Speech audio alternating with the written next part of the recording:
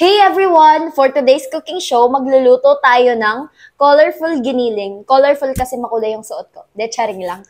Magluluto tayo ng, ngayon, yung giniling na may carrots, patatas, and green peas. Tapos, hi ka muna baby ko. Uy, ganda. Ganda yan.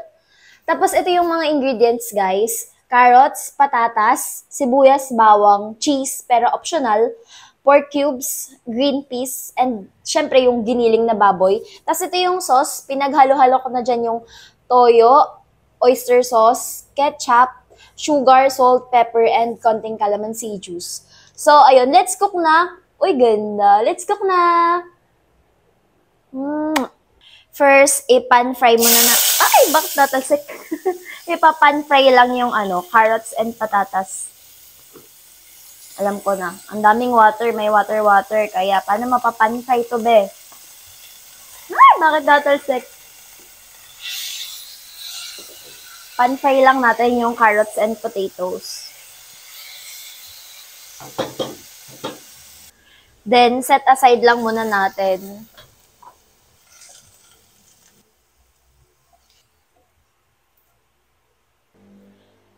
Tapos, igigisa natin yung sibuyas and bawang. Wait, parang kulang na yan sa mantika, be.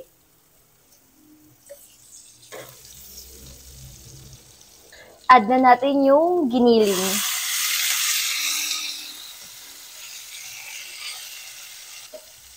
Takpan lang muna natin, i-wait natin siyang maluto ng very light.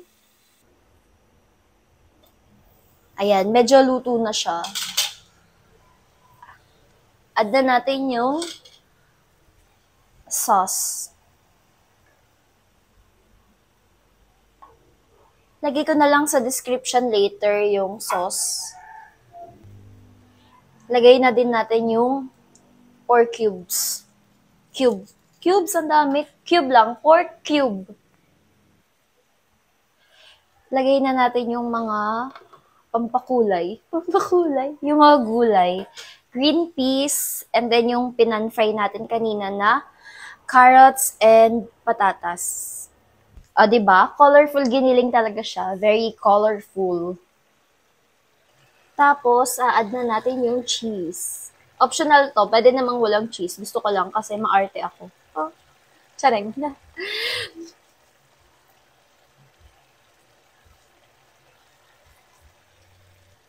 Tapos, takpan natin hanggang mag-melt yung cheese. Let's check. Oh, bongga. Hala natin. Diba bongga? Here's our colorful giniling. Let's eat na. Yun lang guys. Thank you for watching. Bye!